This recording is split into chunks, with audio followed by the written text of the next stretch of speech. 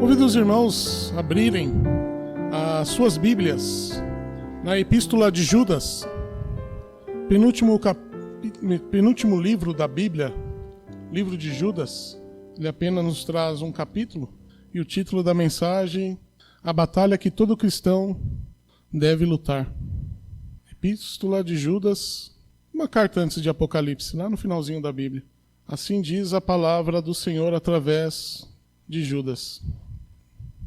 Judas, servo de Jesus Cristo, irmão de Tiago, aos chamados, amados em Deus Pai e guardados em Jesus Cristo. A misericórdia, a paz, o amor vos sejam multiplicados. Amados, quando empregava toda diligência em escrever-vos acerca da nossa comum salvação, foi que me senti obrigado a corresponder-me convosco, exortando-vos a batalhar-lhes diligentemente pela fé que uma vez por todas foi entregue aos santos. Pois certos indivíduos se introduziram com dissimulação, aos quais desde muito foram antecipadamente pronunciados para esta condenação, homens ímpios que transformam em libertinagem a graça de nosso Deus e negam o nosso único soberano Senhor Jesus Cristo. Oremos. Senhor Deus, nosso Pai, obrigado a Deus pelo privilégio de ter a Tua palavra em nossas mãos e de ter bons olhos, bons ouvidos e boca para proclamar, ouvir e ver a Tua palavra. Quero a Deus, neste momento, que possa nos abençoar com Teu santo e bendito Espírito, para que possamos compreender a Tua palavra, Pai. Ó Deus, tire de nossas vidas, neste momento, qualquer empecilho que possa, ó Deus, nos concentrar na Tua santa e bendita palavra. Nos abençoe, ó Pai, neste momento, abençoe cada família representada na igreja. Ó Pai, dê-nos, ó Deus, discernimento, dê-nos, ó Deus, do Teu conhecimento, para que neste momento, ó Deus, possamos não só guardar em nosso coração e nossas mentes, mas viver a Tua palavra. Ó Deus, é que eu oro neste momento no nome santo de Jesus. Amém. Meus irmãos, Judas, ele traz algo muito interessante. Porque quando nós vamos pensar em batalha, vamos pensar em guerra, e é um assunto bem pertinente nos dias atuais, né? Estamos vendo vários acontecimentos no mundo, onde há guerras na Ucrânia, na Rússia, Israel, Irã, outros estopins que estão quase estourando entre guerras e outros países. Graças a Deus vivemos num país onde há paz, onde há uma certa segurança, apesar que os noticiários dizem que no Brasil morrem mais pessoas vítimas de violência por arma de fogo do que na guerra entre Rússia e Ucrânia. É interessante isso. Mas aqui Judas ele traz ao cristão, desde a igreja primitiva até os dias atuais, algo muito interessante, que nós também vivemos numa guerra, que nós também somos chamados a uma batalha. É interessante porque nós não conhecemos o que é uma batalha física, porque a última guerra que o Brasil participou foi na Segunda Guerra Mundial. Creio que muitos aqui não haviam ainda nascidos, né? Então, ou seja, graças a Deus, há muito tempo nosso país não participa de uma guerra. Então, não sabemos o que é uma guerra física. Mas nós, como os cristãos, devemos ter o discernimento de saber o que é verdadeiramente uma guerra, uma batalha. Somos chamados a enfrentar todos os dias, assim, até o momento em que nós nascemos de novo, há uma batalha espiritual. O livro de Judas é um livro curto, mas nos traz grandes ensinamentos. Ele foi escrito por volta do ano de 60 a 65 depois de Cristo, antes, provavelmente, da destruição pelos romanos no ano 70 de Jerusalém, porque ele não menciona essa destruição em sua carta. Então, provavelmente foi escrito antes. Judas, ele não perde tempo e nem faz rodeios, ele é direto e claro ao assunto que ele quer tratar. Judas, em vez de ostentar um nome honroso que ele poderia ostentar, e já nos traz uma grande lição nesse início dessa carta, porque ele diz: Judas, servo de Jesus Cristo, irmão de Tiago. Ao analisarmos as Escrituras, sabemos que Judas foi um dos meios-irmãos de Jesus.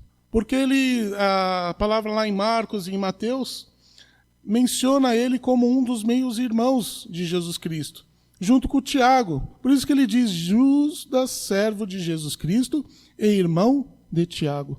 É interessante porque hoje em dia muitas pessoas querem títulos e status. Hoje não basta ter apenas o título de pastor.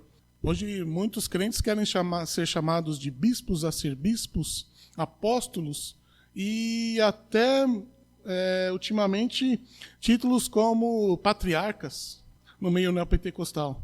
Mas nós vemos aqui Judas, um claro irmão de Jesus Cristo, que nasceu de novo, mas não utiliza este título que poderia ser honroso e poderia trazer um status enorme a ele, como irmão de Jesus, nosso Senhor. Não, ele diz, Judas, servo de Jesus Cristo. Uma grande lição de humildade. Há duas formas de ser conhecido naquela época, na igreja primitiva, da palavra servo, que doulos significa escravo. A primeira era aquelas pessoas que eram pegados à força pelos romanos, sejam aqueles que foram vencidos pelas batalhas, ou seja, aqueles que foram comprados por moedas para serem servos de seus donos, para serem escravos. E há outro sentido de ser servo, aqueles que voluntariamente, mesmo podendo ser livres, entregavam as suas vidas a seus senhores. Judas era um homem livre e estava dizendo, eu entrego e eu entreguei a minha vida ao Senhor Jesus Cristo. Sou servo, sou escravo agora do Senhor Jesus Cristo. Não mais sou escravo do pecado, mas agora escravo de Jesus. Eu tenho um Senhor a qual a minha vida inteira vou dedicar. E isso é interessante, porque todos nós devemos ter essa atitude de sermos servos de Jesus Cristo. Não mais ser servos do nosso egocentrismo, não ser mais servos deste mundo ou do pecado, mas temos um Senhor a qual devemos ser servos. Ele diz, irmão de Tiago, e ele faz essa referência porque Tiago era o irmão mais conhecido, era um dos discípulos e apóstolos mais conhecidos em Jerusalém, que tomava conta daquela igreja. Aos chamados, amados em Deus Pai. É interessante essa palavra, porque chamado de amados de Deus Pai é muito importante, porque fomos amados por Deus de tal maneira que Ele entregou o seu Filho unigênito na cruz pela nossa salvação. Então o amor primeiro, o amor máximo que nós podemos conhecer é o amor de Deus Pai, que não titubeou de entregar o seu próprio Filho a criaturas perversas, a criaturas pecadoras, a criaturas que mereciam a morte eterna, que somos nós. Mas o amor imenso de Deus abriu os nossos corações e nossos olhos e fez com que nós crescêssemos em Jesus Cristo. Então o amor de Deus, Pai, a qual Judas nos diz, é um amor imenso. E ele não só para por aí, mas ele diz, guardados em Jesus Cristo. Somos guardados, somos selados pelo Espírito Santo, conforme Paulo fala em Efésios 1, a qual não há nenhum poder que possa retirar-nos das mãos de Cristo, conforme Cristo fala no Evangelho de João. Aqueles a qual o Pai me deu, jamais o lançarei fora. Estamos guardados em Cristo Jesus. Há um grande amor de Deus, que nos salvou, que nos levou até Cristo, que nos justificou, que nos abençoa dia após dia e nos guarda em Cristo Jesus, porque somente há salvação no nome de Jesus. Há nenhum outro nome há salvação que não seja em nome de Jesus Cristo, nosso Senhor e Salvador. Podemos fazer vários rodeios, viver por vários caminhos, mas somente há um caminho.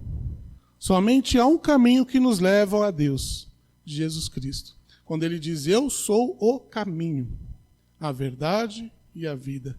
Ninguém vem ao Pai, senão por mim. Então somos guardados neste caminho, nesta verdade e nesta vida. Nós, como os cristãos, devemos ter claro isso em nossa vida. Que não há nem há um outro Senhor que devemos servir, a que não seja nosso Senhor Jesus Cristo. Então temos o amor do Pai conosco e somos guardados em Jesus Cristo. E ele não para por aí. Ele diz, a misericórdia, a paz e o amor vos sejam multiplicados. Que grandes verdades, meus irmãos. A misericórdia, a paz e o amor vos sejam multiplicados. Primeiro, a misericórdia é a primeira bênção que Judas desejam que seja multiplicado. Misericórdia refere-se à necessidade de compaixão, à bondade de Deus que se manifesta, e não dar o que merecemos, porque se nós recebêssemos o que nós merecemos, teríamos a morte eterna. Mas Ele dá muito mais do que nós merecemos. A graça, que é favor imerecido, que nos salvou, para que tenhamos vida eterna, para que possamos o conhecer, para que possamos ter intimidade com Ele através da oração, da comunhão com os irmãos e da sua santa palavra. É uma bênção. A primeira bênção que Judas nos diz, que devem ser multiplicados, a misericórdia. Por quê? Porque somos homens falhos ainda neste mundo. Somos criaturas falhas, pecadoras, costumamos a tropeçar em nossos erros, costumamos a tropeçar em nossos delitos e pecados, mas mesmo assim a misericórdia de Deus está diante de nós. É um amor imensurável. E Judas diz, a misericórdia sejam multiplicados a todos. Vivemos um mundo perigoso. Vivemos num mundo caído, onde diariamente nós necessitamos das misericórdias de Deus, da proteção de nosso Deus. E a misericórdia de Deus é nos dada dia após dia, a partir do momento que abrimos os olhos todas as manhãs, porque não merecíamos estar aqui vivo mais. Mas a misericórdia de Deus, a comunhão com Deus Pai, a comunhão com o Filho e a comunhão com o Espírito Santo que habita em nós, e a comunhão com os irmãos, é um fato visível das grandes misericórdias de Deus. A paz seja também multiplicada. É outro desejo de Judas para nós. A principal paz que o ser humano possa ter é a paz por meio de Jesus Cristo, a qual somente Deus pode nos dar. A paz que nos guarda nossas mentes, nossos corações. A paz que sentimos por ser amados por Deus. Há um grande vazio dentro do ser humano que só pode ser preenchido pelo amor de Deus. Nada pode suprir este vazio dentro do ser humano. Muitos jovens estão pelas ruas se drogando, estão pelas ruas cometendo delitos e pecados, porque procuram se preencher com algo que jamais vão poder se preencher. E é interessante quando uma pessoa é resgatada pelo Evangelho, ela sente aquele amor tão imenso preenchendo a sua vida, que ela dá grandes testemunhos. Temos diversos irmãos também que já passou por diversas provas antes de serem salvos e que puderam nos dar testemunhos, que só encontraram a verdadeira paz a partir do momento que nasceram de novo, quando creram em Jesus Cristo. Só que às vezes nós deixamos isso de lado quando os problemas vêm. Nós esquecemos de Cristo, nós esquecemos de Deus e deixamos os problemas nos abaterem. Por isso que Judas diz, a paz seja multiplicado. A paz relacional se estende em comunhão, principalmente com Deus e com os demais irmãos. Não há como sentir paz estando longe de Deus e longe da comunhão dos irmãos. A paz nos é um bálsamo, e é um bálsamo necessário para viver num mundo cheio de ansiedade, conflitos e divisões. Há muitas pessoas vivendo em tremendas ansiedades, conflitos e muitas famílias repletas de divisões. Mas, quando nós olhamos para a paz que Deus pode nos dar em Cristo Jesus, tudo se une. A ansiedade passa, os conflitos passam e as divisões caem por terra. Por quê? Porque temos a paz de Deus em nosso coração.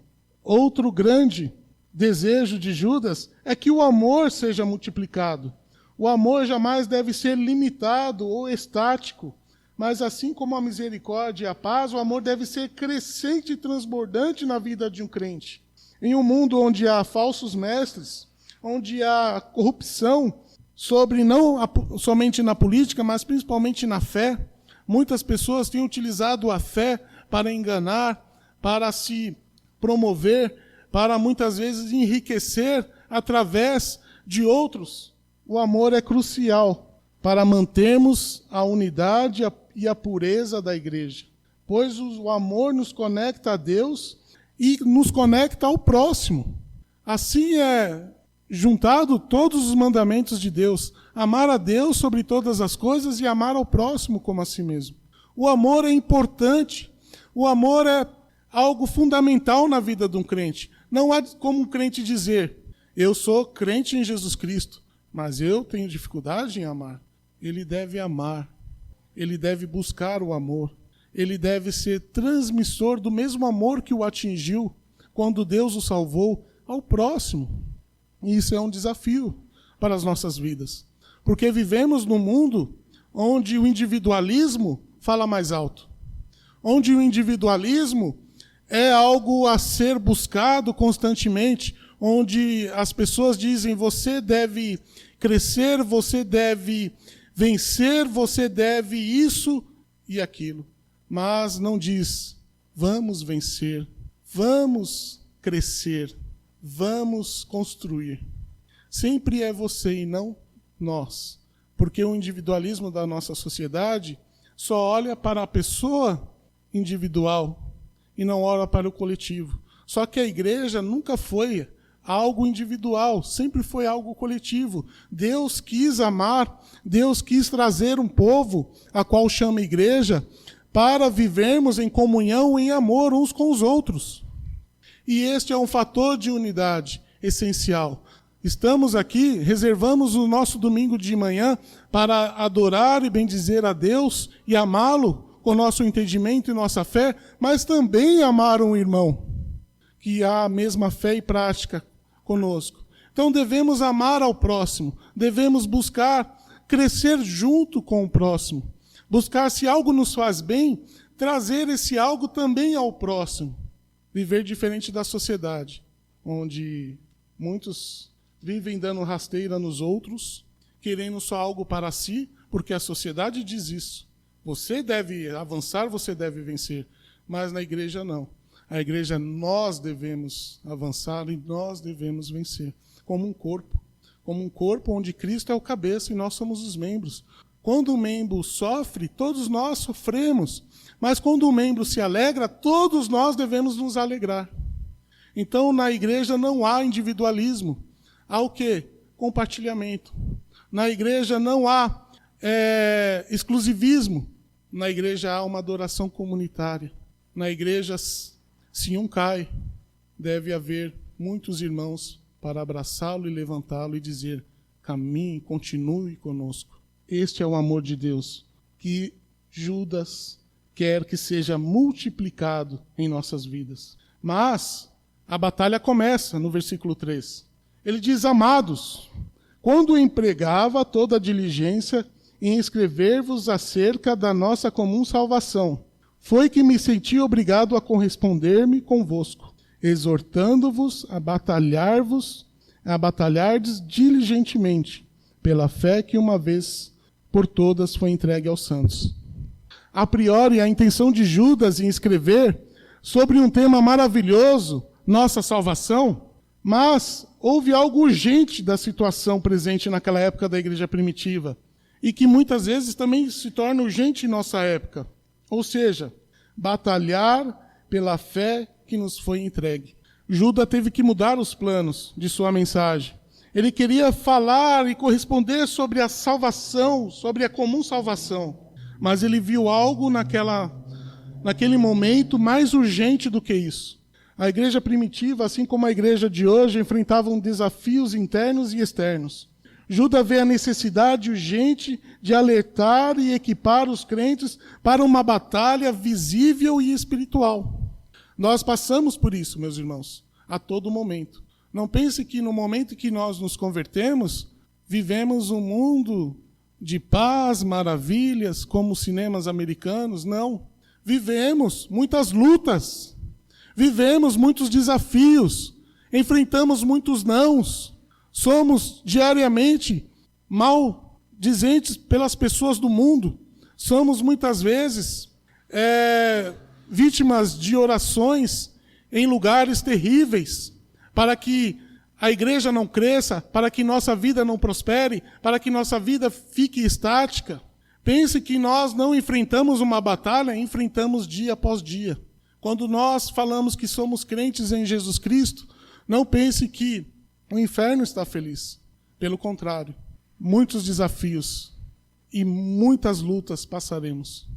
Porque o mundo, ao qual jaz no maligno, não quer ver um crente feliz. Não quer ver um crente prosperar. Não quer ver um crente com amor, com paz, com misericórdia. Quer ver um crente triste, quer ver um crente isolado e quer ver um crente afastado das verdades de Deus. Assim como a igreja primitiva, a igreja hoje enfrenta desafios e grandes desafios. E Judas vê a necessidade urgente de alertar, equipar os crentes para esta batalha. A fé cristã não é passiva, ela exige ação, ela exige defesa e combate. Estamos nos dias de hoje acostumados com noticiários de guerras, com noticiários tristes. A priori, Cristo sempre esteve e sempre estará conosco no meio das batalhas. Mas esta guerra não é contra o sangue e nem contra a carne, mas é uma batalha espiritual. É uma batalha onde enfrentaremos muitas lutas. Somos chamados, ou seja, urgentemente a enfrentar esta batalha, a defender a nossa fé. Porque a nossa fé é atacada em todos os lados da sociedade. É atacado no meio familiar, onde muitos de nossos familiares não são crentes. É atacado em nossos empregos, onde há muita inveja, onde há muito ódio naqueles crentes que estão trabalhando e estão adorando o Senhor. É atacado nos colégios, onde as crianças tentam aprender sobre as coisas e tentam dar o testemunho de que são filhos de crentes e que são crentes. São atacados na sociedade, na vizinhança e também hoje em dia dentro das igrejas. Esta batalha é urgente, meus irmãos, e nós devemos estar alicerçados na fé em Jesus Cristo, porque a nossa batalha não é contra a violência da carne, mas é uma defesa firme da verdade do Evangelho de nosso Senhor Jesus Cristo, a qual recebemos e nos alegramos por ter recebido. Qual é a finalidade? Essa fé foi entregue de forma completa e definitiva a nós. Não há novas revelações ou verdades essenciais a serem adicionadas. Temos toda a palavra de Deus em nossas mãos, e ela deve ser a nossa única regra de fé e prática. O crente, ele não deve buscar algo fora das Escrituras para se alimentar. Se ele buscar algo fora das Escrituras, ele está tomando veneno para si próprio, que poderá destruí-lo, que poderá enfraquecê-lo nesta batalha. Ou seja, se caso buscamos algo de Deus, a palavra de Deus, se buscamos uma revelação completa de Deus, devemos buscar hoje em sua palavra, em sua essência. Não mais em sonhos, revelações. Isso já se passou. Temos a palavra de Deus toda completa para as nossas vidas até a volta de nosso Senhor Jesus Cristo. E essa origem é divina, a fé. Ela está alicerçada nas Escrituras Sagradas. Não é invenção humana, mas é uma revelação de Deus entregue a nós, uma vez por todas. Ela não é mutável, ela é imutável, ela é suficiente para nossas vidas. Quando dizemos e buscamos em outros lugares algo para nos alimentar, é porque estamos negligenciando a palavra de Deus. É porque não estamos abrindo a sua palavra, não estamos estudando e não estamos fazendo de forma correta. Porque tudo o que serve para um crente crescer em fé está na sua palavra. E o destino desta palavra foi entregue a nós, que somos chamados de santos, ou seja, a todo o povo de Deus, para ser guardado, proclamada e defendida. Todo crente em Jesus Cristo precisa conhecer a palavra de Deus e precisa defendê-la contra os ataques, muitos de seitas ou de distorções. A igreja, meus irmãos, que infelizmente hoje em dia não tem mais a palavra de Deus. Não está mais nas mãos dos crentes a Bíblia Sagrada. Eles vão nas igrejas de mãos vazias. Ouvem muitas canções boas, ouvem uma pregação coach que anima os seus egos e vão embora. Isso tem sido um desastre na vida de muitas pessoas. Porque quando chegam os problemas, toda aquela mensagem coach cai por terra. porque não está alicerçada na palavra de Deus. Todas aquelas músicas bonitas que foram entoadas e que muitas vezes servem para engrandecer o ego humano, também cai por terra, porque o verdadeiro louvor não foi entoado de coração e espírito. Então nós devemos prestar atenção, porque esses ataques também estão infiltrados naquilo que chamamos de igreja, na igreja do Senhor. E devemos ter alguns exemplos de fé a serem defendidas, que estão sempre sob ataque. A primeira, a divindade de Jesus Cristo. Há muitas pessoas que deixam de lado a divindade de Jesus para buscar em Maria, em José, em Antônio, em João, as suas orações. Isso é um ataque à divindade de Jesus Cristo, porque somente há um caminho, e esse caminho é Jesus Cristo. Se buscamos outros caminhos, caímos nos erros, a qual muitas vezes não prestamos atenção na meditação correta da palavra de Deus. O segundo grande ataque é sobre a Trindade. Há muitas seitas e muitas outras religiões que creem que Jesus foi apenas um ser iluminado, que foi apenas um profeta. Não, Jesus é o nosso Senhor, é o nosso Salvador. Jesus, a qual Judas vai dizer, a graça de Deus, que eles negam o nosso único soberano e Senhor Jesus Cristo. O terceiro grande ataque, a autoridade da Bíblia. Não era somente na igreja primitiva em que as escrituras eram atacadas, mas principalmente nos dias atuais. Outro dia eu estava vendo pelo YouTube uma mulher numa igreja bem famosa dizendo que os católicos têm o Papa e os crentes têm o Papa da Bíblia. Isso é um absurdo. A Bíblia é a palavra de Deus. Nós não idolatramos, mas nós amamos a palavra de Deus, porque ela é vida ao crente. Nós cremos que é a palavra viva de Deus para a nossa vida. Infelizmente, há esses ataques sutis, onde pessoas negam a autoridade da Bíblia. Há pastores dizendo que a Bíblia precisa ser reescrita, precisa ser reinterpretada, precisa deixar de lado alguns livros. Não. Toda a Escritura é divinamente inspirada. Toda a Escritura é a palavra de Deus, que deve ser defendida pelo crente em Jesus Cristo. Há outro ataque, muito sutil, também na vida de muitas igrejas. A salvação pela graça por meio da fé. Há muitas igrejas que você deve fazer campanhas para buscar estar mais próximo de Deus. Há muitas igrejas que você deve praticar alguma obra para obter a graça de Deus. Não. A graça é um favor imerecido. Ela é por meio da fé, e isso é dado a nós como um presente de Deus, conforme Paulo fala em Efésios capítulo 2, versículo 8. Há outro ataque, muito sutil, onde muitas religiões que se afastaram do cristianismo dizem que a morte e a ressurreição de Cristo foi um mito. Isso entrou não faz muito tempo na teologia chamada teologia liberal alemã, onde tudo nas escrituras é mito. E há muitas pessoas crendo nisso. Não, meus irmãos. A morte de Cristo na cruz foi verdadeira, não foi um mito. Ele derramou o seu sangue precioso para nos resgatar. E a sua ressurreição é tão verdadeira quanto o sol que brilha todos os dias em nossas vidas. Ele é a nossa esperança. Ele é a nossa fé. E a sua ressurreição foi vista por milhares de pessoas, não só pelos discípulos, mas muitas pessoas viram. E hoje nós cremos pela fé que Cristo está vivo no meio de nós. E o sexto ataque, sutil também, que muitas vezes não é falado mais nas igrejas, sobre o retorno de Jesus Cristo. Nós, como cristãos, devemos estar preparados constantemente para a volta de Jesus Cristo. Como se ele voltasse agora, no próximo minuto. Devemos viver uma vida de santificação, preparados para a sua volta. Devemos viver uma vida esperançosa, onde estaremos logo com ele. E o crente deve ter isso. Deve viver aguardando ansiosamente a volta de Jesus.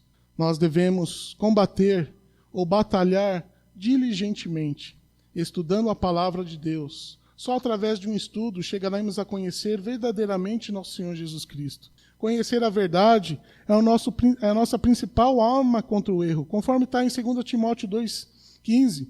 Procura apresentar-te a Deus aprovado como obreiro que não tem do que se envergonhar, que maneja bem a palavra da verdade.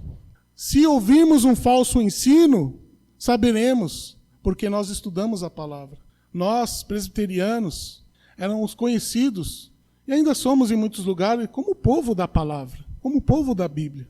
Quando eu recebo muitas pessoas na loja de outras denominações e eles perguntam que igreja que eu frequento, eu falo, sou presbiteriano. Eles falam, nossa, uma igreja boa, uma igreja da palavra. Eu falei, sim, e devemos ter isso em nosso meio.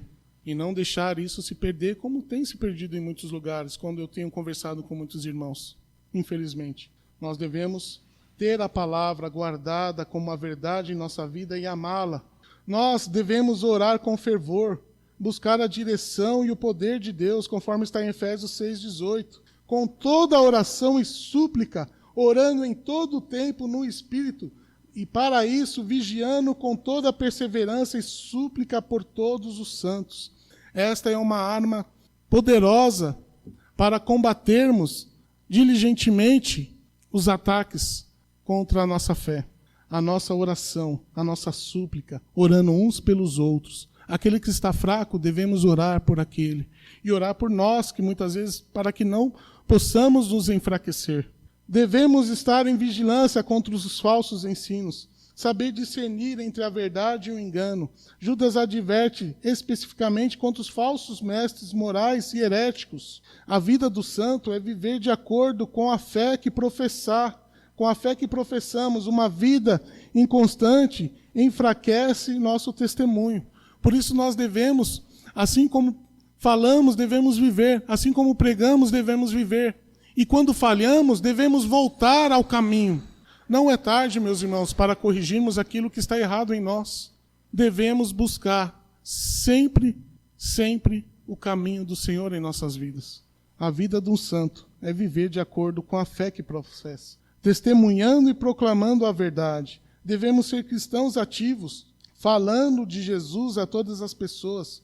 Fomos salvos, não para guardar o Evangelho somente em nossas vidas, mas também para proclamar às outras pessoas, para falar da verdade, para viver a verdade, mas também para vencer esta batalha. E só podemos vencer quando nós também transmitirmos a verdade às pessoas que ainda não conhecem.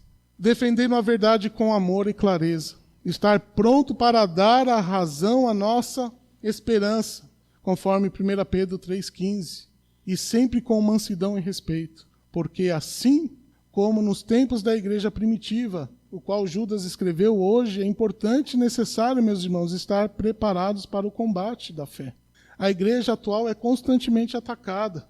Hoje muitas igrejas perderam as suas identidades, seguem modas e modismos, membros analfabetos bíblicos. Isso é triste. Nós devemos conhecer e viver o genuíno evangelho. Não viver mais em campanhas, shows, prosperidades, atrativos, tudo para a carnalidade humana, não. Devemos estar fortes em nossa fé em Jesus Cristo e conhecer a sua palavra.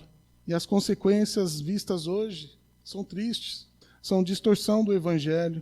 A graça de Deus ficou banalizada por interesses humanos, corrupção moral, falsas doutrinas, leva à imoralidade, buscando encontrar soluções fora das Escrituras, mas em homens, em políticas, em filosofias.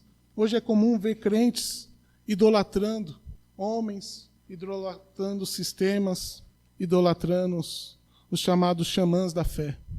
Não, nós devemos viver de acordo como Jesus Cristo quer que vivamos, colocando nossa esperança não em César, mas em Deus. Nós devemos viver e conhecer as verdades para poder defendê-las. Meus irmãos, isso não é só a liderança, mas é nós como crentes no dia a dia, porque é nós que transmitimos a verdade a este mundo caído. Seja ela na nossa vizinhança, seja ela nos nossos empregos, seja ela na escola. Jovens, prestem atenção, porque vocês também são atacados constantemente em seus colégios, em seus estudos, com falsas doutrinas ensinadas em colégios, conheçam as Escrituras, para que mais tarde não se desvie delas. E nós, que somos conhecidos como maduros na fé, que já passamos dos 30, dos 40, mas que estamos há um bom tempo na igreja, devemos constantemente lembrar que estamos numa batalha espiritual, que não vivemos em uma paz, porque somos atacados a todo momento. Nossas crianças são atacadas a todo momento, nossos queridos parentes são atacados a todo momento, e muitas vezes alguns irmãos que estão fracos na fé são atacados a todo momento. Então devemos ter como aviso ao que Judas escreveu, a que Judas nos diz para batalharmos diligentemente pela fé que uma vez por todas foi entregue aos santos, a nós.